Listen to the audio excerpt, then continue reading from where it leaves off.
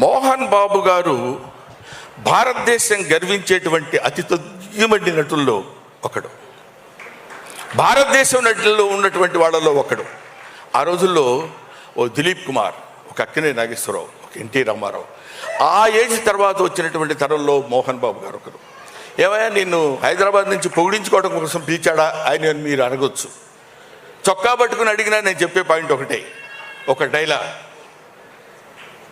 Dialogue చెప్పాడు అంటే ఇలాగే చెప్పాలి కదా అనిపిస్తుంది. వోకల్ కార్డ్స్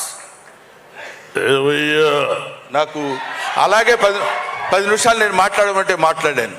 భగవంతుడు ఆయనకి ఇచ్చినటువంటి స్వరం అలాంటిది, ఒక అద్భుతమైనటువంటి స్వరధునిని ఆయనకి ఇచ్చాడు.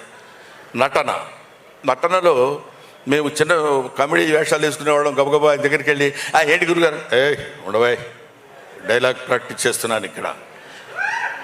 ఆయన క్యారెక్టర్ చేసేటప్పుడు పాత్రలో ప్రవేశించి అద్భుతంగా నటించి మెప్పించినటువంటి నటుడు అతి తక్కువ మంది ఉంటారు. అలాంటి వాళ్ళలో చెప్పండి డైలాగ్, సరే అని చెప్పేవాళ్ళు ఉండొచ్చు.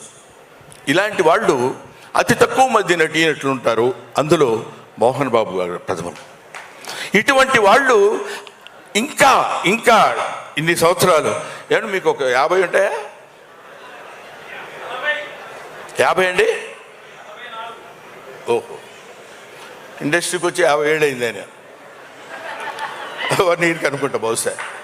కాబట్టి ఇన్ని సంవత్సరాల సుదీర్ఘమైన ప్రయాణంలో కేవలం నటుడిగా ఒక్కొక్క మెట్టు కామెడీ చేసి మా బొచ్చల్లో రాయేశాడు, విలన్ చేసి మా బొచ్చల్లో రాయేశాడు.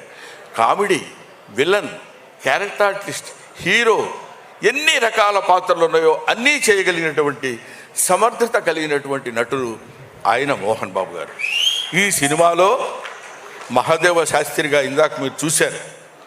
ఆయన యొక్క ప్రావీణ్యత, ఆ నడక, ఆ టీవీ, నిజంగా ఈయన ఎన్ని వేదాలు చదువుకున్నాడు రా బాబు అనిపిస్తుంది. విడిగా ఆయన చదువుకోవాలి, మనకు తెలుసు అది. కానీ అక్కడ ఆయన నేర్చుకున్నటువంటి విద్యతో ఒక అద్భుతమైనటువంటి భ్రమ కలిగించేటువంటి నటుడు మోహన్ బాబు గారు.